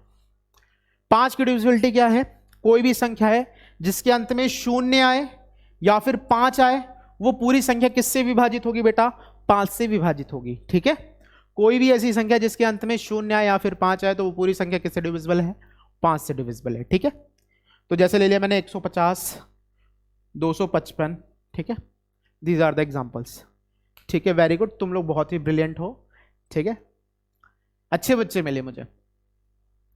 तो इसमें एक और इंक्लूड हो गया, वो हो गया 5। अभी 6 बच रहा है ना, 6 की बात करते हैं। 6, ठीक है ना। अब 6 की डिविजिबिलिटी क्या होती है, इसकी बात करेंगे। देखो 6 की बात करेंगे तो 6 की डिविजिबिलिटी क्या होगी, ध्यान देना, इसके फैक्टर करो तो क्या होगा बेटा, 2 × 3, क्या होगा बेटा, 2 × 3। यानी कहने का मतलब क्या है, कोई संख्या जो 2 से भी विभाज्य है और वो 3 से भी विभाज्य है, मेरी बात ध्यान से सुनना, कोई संख्या जो 2 से भी विभाज्य है और 3 से भी विभाज्य है, वो संख्या 6 से भी क्या होगी, विभाज्य होगी। ये चीज समझ में आ रही कि नहीं आ रही, मुझे ये बताओ। कोई संख्या 2 से भी विभाज्य है, 3 से भी विभाज्य है, तो वो संख्या 6 से भी क्या होगी बेटा, पूर्णतया विभाज्य होगी। ये चीज समझ में आई कि नहीं आई, ठीक है। तो अब मैं इसी संख्या को ले लेता हूं, 1728। तो 1728 की बात करें, क्या ये 6 से डिविजिबल है, इसकी चर्चा कर लेते हैं। 2 और × 3, 2 की डिविजिबिलिटी क्या, तो या वो तो इवन नंबर होना चाहिए, तो ये इवन नंबर तो है ही। क्या ये 3 से डिविजिबल है, सम किया 18 आया, 3 का मल्टीपल आया ना, तो मतलब क्या हो गया, 3 से भी है, 2 से भी है और 3 से भी है, मतलब ये 6 से भी डिविजिबल है, ठीक है। ये चीज समझ में आई कि नहीं आई, मुझे ये बताओ, आ गया ना, ठीक है ना। 2 और 3 की क्लियर है, मतलब 6 की, ठीक। चलो देखो पहले 11 की सीखेंगे, then we come back with 7, ठीक है ना। हम 7 की भी सीखेंगे लेकिन पहले हम 11 की सीखेंगे, ठीक है।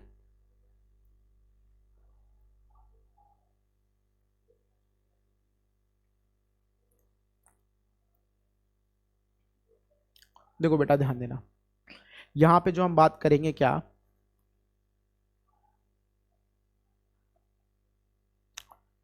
इलेवन की, कोई बताना पसंद करेगा मुझे 11 की डिविजिबिलिटी क्या होती है, एनीबडी हु वांट्स टू, कोई ऐसा व्यक्ति है, ठीक है, जो हमें बताना पसंद करेगा 11 की डिविजिबिलिटी क्या होती है। देखो मैं बता देता हूं, तुम नहीं बता रहे तो।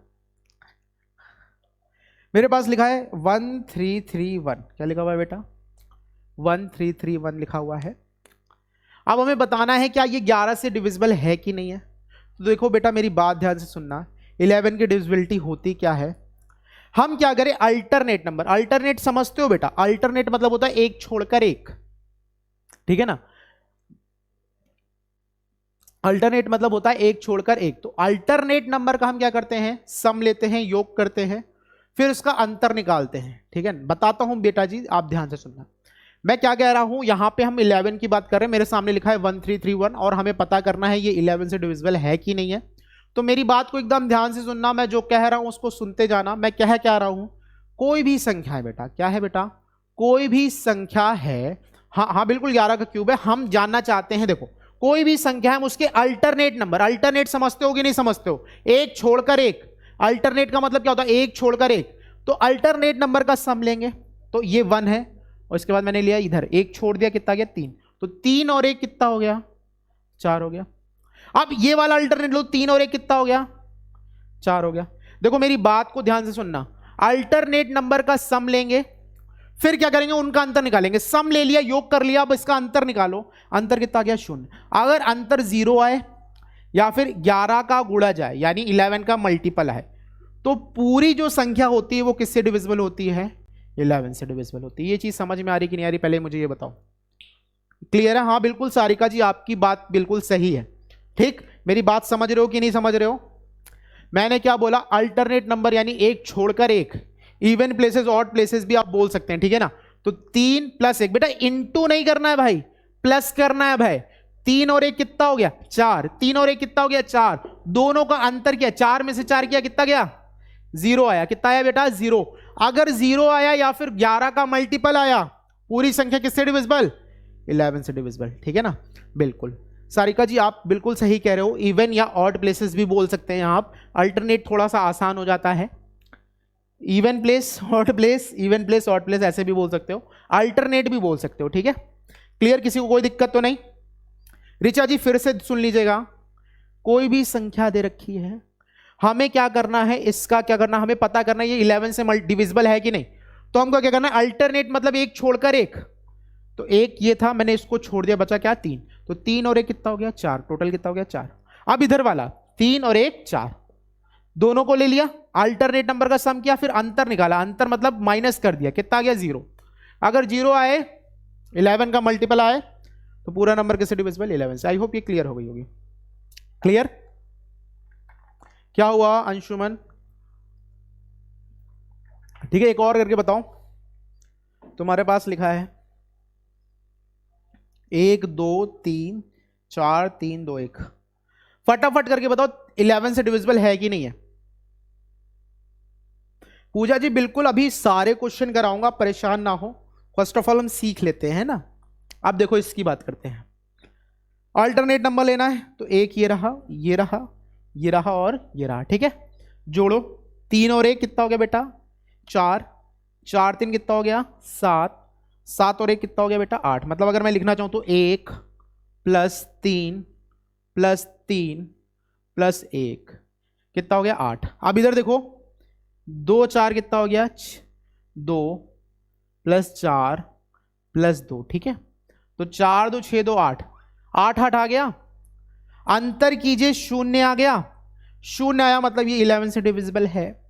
समझ में आया कि नहीं आया, किसी को कोई दिक्कत तो नहीं, ये चीज समझ में आ गई कि नहीं आ गई, क्लियर, समझ में आ गया होगा आई होप। ये क्लियर है सबको।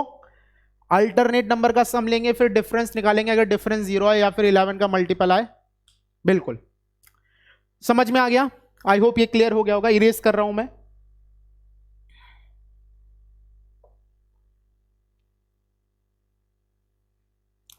एक रूल होता है जिसे हम बोलते हैं combined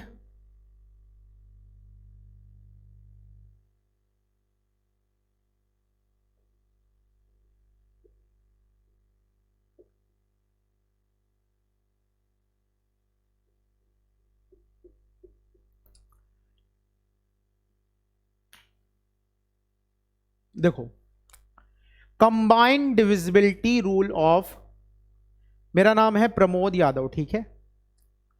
combined divisibility rule of 7 11 and 13, ठीक है ना, क्लियर है। अब हम करने क्या जा रहे हैं, ये कंबाइंड रूल है। कंबाइंड रूल मतलब ये 7 के लिए भी वैलिड है, ये 11 के लिए भी वैलिड है और 13 के लिए भी ये वैलिड है। ठीक है ना, क्लियर, किसी को कोई दिक्कत तो नहीं। कंबाइंड डिविजिबिलिटी रूल की बात हो रही है, तो ये 7 के लिए भी वैलिड है, ये 11 के लिए भी वैलिड है और 13 के लिए भी वैलिड है। अंशुमन पता चल चुका होगा, ठीक है, क्लियर, किसी को कोई दिक्कत तो नहीं। अब इसको ये है क्या, इसकी बात करते हैं और इसका बेनिफिट क्या है ये भी हम बात करेंगे, ठीक है। देखो बेटा ध्यान देना, मेरे पास जैसे लिखा हुआ है 2 3 5 2 3 5, ठीक है ना, क्या लिखा हुआ है, बिल्कुल मेरा नाम प्रमोद है। लेट्स सी, देखो यहां पे हम बात कर रहे हैं क्या, combined divisibility rule of 7 11 and 13 की, ठीक है। तो अब इसकी बात करते हैं, ये लिखा हुआ है 2 3 5 2 3 5, क्या ये 7 से डिविजिबल है, क्या ये 11 से डिविजिबल है, क्या ये 13 से डिविजिबल है। आप देखो बात करते हैं, मेरी बात सुनना, आप सभी को 11 का डिविजिबिलिटी रूल पता है ना, बिल्कुल पता है। हम क्या करते हैं, अल्टरनेट नंबर का सम लेते हैं, वहां पे हम सिंगल डिजिट लेते हैं, लेकिन जब हम इसकी बात करेंगे कंबाइंड डिविजिबिलिटी रूल की, तो हम क्या करेंगे, 3 का पेयर लेंगे, क्या लेंगे, 3 3 का पेयर। मेरी बात ध्यान से सुनना, ये समझ में आ गया ना तो काफी सारी चीजें बहुत ही आसानी से हो जाएंगी, ठीक है ना। हम क्या करेंगे, 3 3 का पेयर लेंगे, ठीक, फिर इनका डिफरेंस निकालेंगे। देखो अगर मैंने ऐसे बोला होता, यहां पे एक और होता 2 3 5, ये होता 2 3 5 होता, तो 3 3 के पेयर बनाते, तो कितने पेयर बने बेटा, 4 पेयर बने।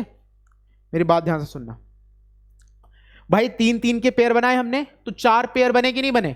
अब अल्टरनेट पेयर का सम करेंगे, अल्टरनेट समझ रहे हो ना, एक छोड़कर एक, अल्टरनेट पेयर का सम कीजिए, डिफरेंस निकालिए। मेरी बात समझ रहे हो, मैं क्या कर रहा हूं, अल्टरनेट पेयर का सम कीजिए, डिफरेंस निकालिए। डिफरेंस अगर 0 आया, डिफरेंस क्या आ गया बेटा, अगर 0, अगर डिफरेंस 0 आ गया तो वो 7 से भी कटेगा, वो 11 से भी कटेगा और वो 13 से भी कटेगा। समझ में आ रही कि नहीं चीजें, ये मुझे बताओ, क्या बताया मैंने, combined divisibility rule of 7 11 and 13, ठीक है ना, 7 11 और 13 का कंबाइंड रूल। बेटा कहीं से भी लो, आगे से पीछे से लेना होता है, याद रखिएगा, पीछे से पेयर लेंगे। अगर मैं बोलता 5 संख्याएं होती, लिखा होता 2 3 7 5 2, तो भी 5 संख्याएं, तो 3 ये रहा, अब यहां पे 2 दिख रही है, तो आगे आप 0 लगा सकते हो, 3, ठीक है ना। बेटा पीछे से लेंगे, ठीक है, समझ में आ रहा कि नहीं, अगर 5 होती तो हम आगे 0 लगा देते, तो 3 ये और 3 ये, ठीक है, क्लियर है पूजा जी। अब देखो इसका आप सम निकालिए, अल्टरनेट का सम निकालिए, फिर डिफरेंस कीजिए, अंतर कीजिए, अंतर जो अभी तक हम करते आए हैं, फिर डिफरेंस निकालिए। डिफरेंस अगर 0 आ गया, क्या आ गया बेटा, डिफरेंस अगर 0 आ गया तो वो संख्या 7 से भी कटेगी, 11 से भी कटेगी और 13 से भी कटेगी, ठीक है, क्लियर, किसी को कोई दिक्कत तो नहीं, आई होप नहीं होगी, ठीक। तो ये अगर मैं बोलूं तो कटेगा, बिल्कुल 0 आ रहा है तो ये 7 से भी होगा, 11 से भी होगा, 13 से भी होगा, ठीक है, क्लियर है। अगर केवल 7 का मल्टीपल आता, मैं बोलूं केवल 7 का मल्टीपल है, तो वो किससे डिविजिबल होगी, 7 से। अगर केवल 11 का मल्टीपल है तो 11 से। अगर केवल 13 का मल्टीपल है तो केवल 13 से, ठीक है, यह चीज समझ में आ रहा कि नहीं आ रहा। अगर 0 आया तो 7 से भी कटेगा, 11 से भी कटेगा और 13 से भी कटेगा। लेकिन अगर केवल 7 का मल्टीपल आया तो केवल किससे कटेगा, 7 से। अगर केवल 11 का मल्टीपल आया तो केवल 11 से, और अगर केवल 13 का मल्टीपल आया तो केवल 13 से। यह चीज समझ में आई कि नहीं आई, मुझे यह बताओ, ये क्लियर हो गया ना सबको, ठीक, चलो अच्छी बात है, क्लियर है ना, ठीक। थोड़ा सा आगे बढ़ते हैं, ठीक। अच्छा, कोई संख्या 7 11 13 से अगर डिविजिबल है, मेरी बात सुनना, हाँ बेटा बड़े नंबर के लिए ही तो है। देखो बड़े नंबर में ज्यादा ज्यादा 5 डिजिट या 6 डिजिट आएगी, इससे ज्यादा नहीं आएगी, ठीक है ना, इसीलिए मैंने ये रूल बताया, वरना मुझे इस रूल को बताने से कोई फायदा नहीं है, ठीक है ना। अगर 5 की आगे तो आप इससे करोगे तो आसानी से हो जाएगा, ठीक है, ठीक है पूजा जी। आप देखो यहां पे हम बात करते हैं किसकी, किसकी बात करनी थी, हाँ देखो अगर कोई संख्या 7 से भी डिविजिबल है, 11 से भी डिविजिबल है और 13 से भी डिविजिबल है, तो याद रखना वो उसके एलसीएम से भी क्या होगी, डिविजिबल होगी। मैं क्या बता रहा हूं, अगर कोई संख्या 7 से भी डिविजिबल है, 11 से भी है और 13 से भी है, तो क्या होगा बेटा, मैं क्या कह रहा हूं, इसका जो हमारे पास क्या होगा एलसीएम होगा वो भी पूरी तरह क्या होगा, डिविजिबल होगा। तो इसका एलसीएम कितना हो जाएगा भाई, 1001। मतलब अगर जीरो मल्टीपल आया, जीरो आया है तो वो 1001 से भी क्या होगी, पूरी तरह कटेगी। आई होप ये क्लियर हो गया होगा। इस रूल को लिख लेना, इंपॉर्टेंट रूल है। क्लियर, ठीक। ये तो एक बात रही। आई होप 7, 11, 13 का कंबाइंड रूल समझ में आ गया है। सबको समझ में आ गया, ठीक। आगे बढ़ते हैं, थोड़ा सा इरेज कर दें, कर देते हैं इरेज।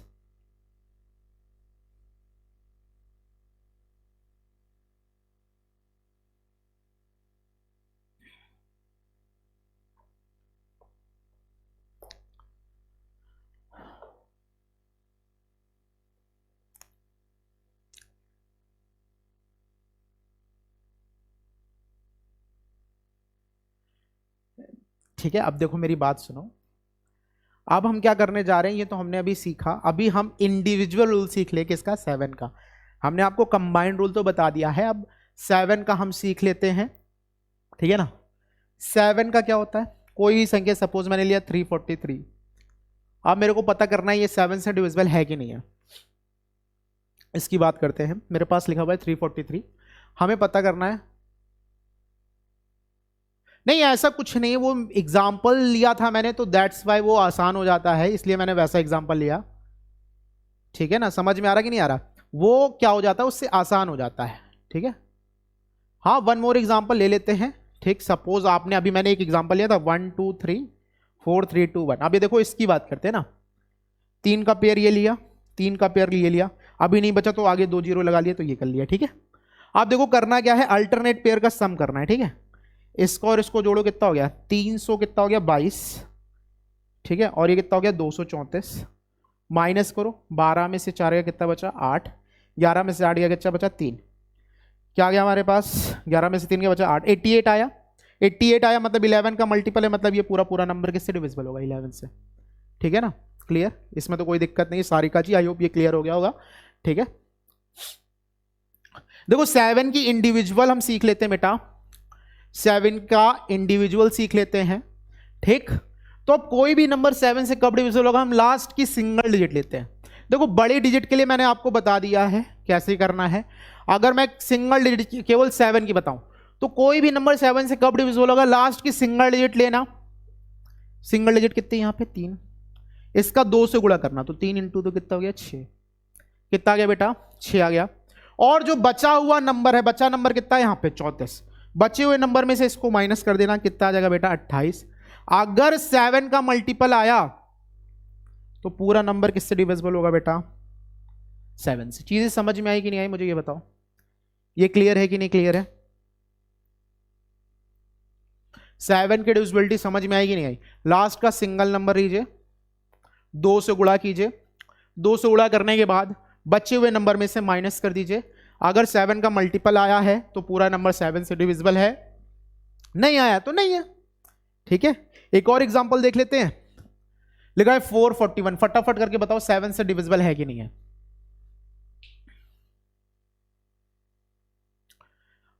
हाँ, इसको करके बताओ। क्लास आई होप स्टार्ट हुई है, कितने बजे से, 2 बजे से स्टार्ट हुई है। ठीक है,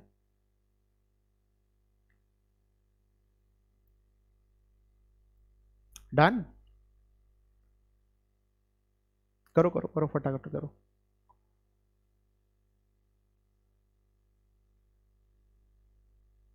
साढ़े 3.5। बेटा ये चीज क्लियर है। देखो लास्ट की सिंगल डिजिट ली मैंने 1, 1 का 2 से गुणा किया, कितना गया 2। तो अब 44 में से आप कितना माइनस करेंगे, 2, 42 आ गया। बेटा 7 का मल्टीपल है, बिल्कुल है 7 का मल्टीपल, पूरा नंबर किससे डिविजिबल होगा, 7 से होगा। ठीक है, सबको क्लियर हो गया ना। देखो मैं एक बार तुमको रिव्यू दे दूंगा सबका, ठीक है ना, सबका रिव्यू दे दूंगा मैं। रिव्यू देने के बाद थोड़ा सा आगे बढ़ेंगे भाई। देखो 2 3 4 5 6 7 8 9 11, ठीक है ना। 2 4 8 की बात करें तो इनका एक ही तरह फॉलो होता है, लास्ट की सिंगल डिजिट तो 2 से। लास्ट में एक सिंगल जीरो आया, लास्ट की 2 डिजिट तो किससे, 4 से, डबल जीरो लास्ट में। 8 की बात करें तो लास्ट में कितने जीरो आने चाहिए, ट्रिपल जीरो, और लास्ट की 3 डिजिट किससे डिविजिबल होनी चाहिए, 8 से होनी चाहिए। 3 की क्या होती है, 3 और 9 की सेम होती है, दोनों का सम करें, कोई भी संख्या उसका सम करें। बेटा बताया तो था अभी 7, 11, 13 का जो था उसी को फॉलो करेंगे, और ज्यादा से ज्यादा 5 डिजिट आएंगी, उससे ज्यादा नहीं आएंगी, इसलिए मैंने तुम्हें कंबाइंड रूल बताया था। ठीक है ना, 3 और 9 का क्या होता है भैया, नंबर का सम कर दो। ठीक है ना, 3 का या 11 का, 3 या फिर 9 का मल्टीपल तो पूरा पूरा डिविजिबल। 5 का पता है लास्ट में 0 या फिर 5, 6 का मतलब 2 और 3, 7 का भी बताया था। ठीक है ना, 11 का अल्टरनेट नंबर का सम लेके डिफरेंस निकाल देते हैं। ठीक है ना, तो ये तो हमारी बात हुई किसकी, डिविजिबिलिटी रूल की। आई होप आपको डिविजिबिलिटी रूल क्लियर हो गए होंगे। अगर क्लियर हो गए हो तो फटाफट कमेंट में लिख के बताओ ये सर डिविजिबिलिटी रूल हमारा क्लियर हो गया है। किसी भी तरह की डिविजिबिलिटी होगी तो आप कर लेंगे। ठीक है, चलो इरेज करता हूं मैं इसे। बेटा प्रॉपर वे में लिख लेना, ठीक है, कंबाइंड डिविजिबिलिटी रूल तुम्हें बुक में नहीं मिलने वाला, ठीक है, कहीं पे ढूंढ लो।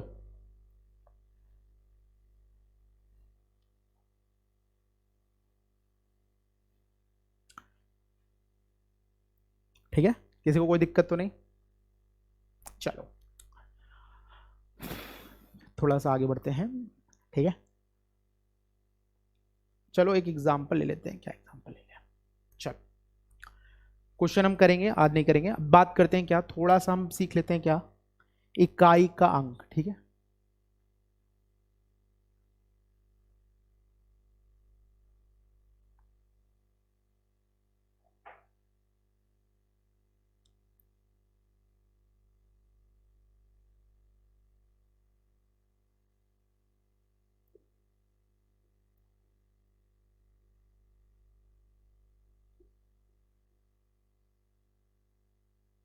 बस इतना ही लिखो।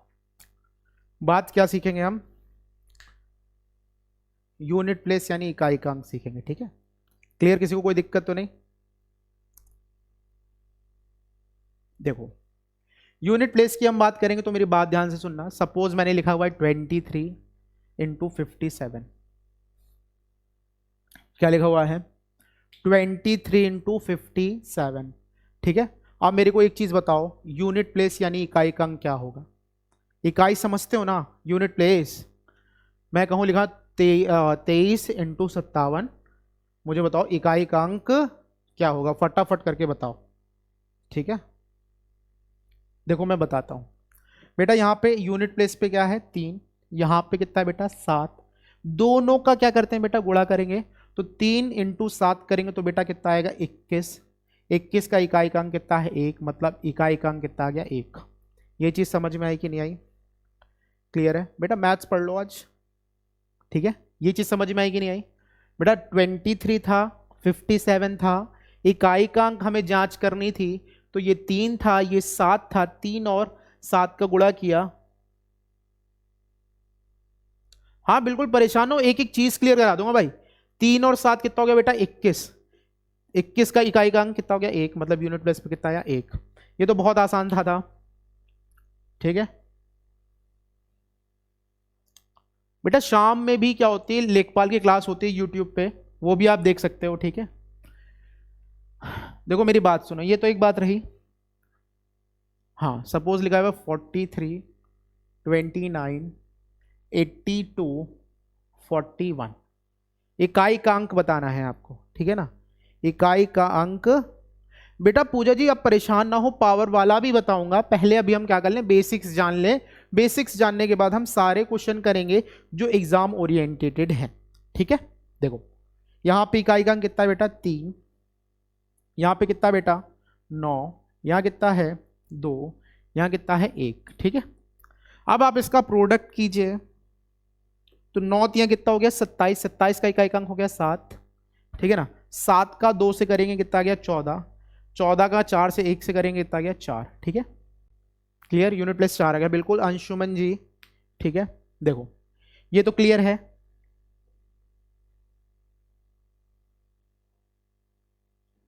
देखो एक बात और रही बेटा, शाम में आप आइएगा 9 बजे, 8 बजे से 10 बजे तक चलती है, 9 बजे मेरी क्लास है आज।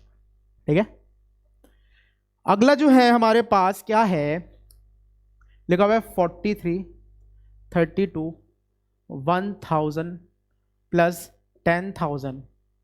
यूनिट प्लेस बताना है आपको, यूनिट प्लेस बताइए, इसका इकाई का अंक बताइए आप मुझे।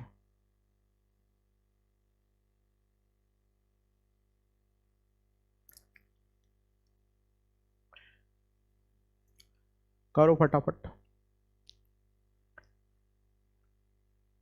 देखो कोई बताया नहीं अभी तक मुझे।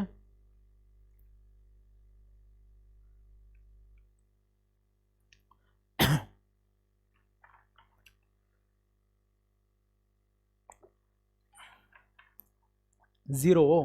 अच्छा जी, देखो यही चीज तो मैं जानना चाहता हूं। आलोकपाल जीरो आ रहा है, जीरो। अच्छा बेटा साइन देख रहे हो ना,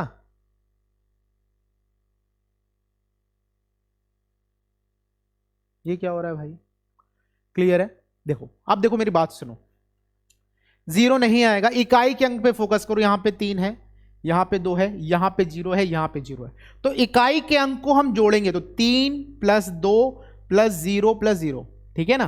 तो 3 2 कितना हो गया? 5, 5 में जोड़ोगे जोड़ोगे कितना आएगा? 5। तो इकाई का अंक 5 होगा, ना कि, समझ में आया कि नहीं आया? क्लियर है? इकाई का अंक कितना आ गया? 5 आ गया। देखो मुझे यही दिखाना था, अगर मल्टीप्लाई होता तब बात अलग थी, लेकिन अभी यहां पे क्या है? एडिशन है भाई। क्या है? एडिशन। ठीक है, क्लियर? किसी को कोई दिक्कत तो नहीं? इरेज कर दूं मैं इसे? ठीक। अच्छा अगर मैं आपसे कहूं बताना मुझे, लिखा है 1 into 2 into 3 into 4 into 5 into 6 into 7 into 8 into 9, इकाई का अंक बताओ। आपको क्या बताना है? इकाई का अंक, यूनिट प्लेस बताना है। फटाफट बताओ मुझे, इसके इकाई का अंक क्या होगा?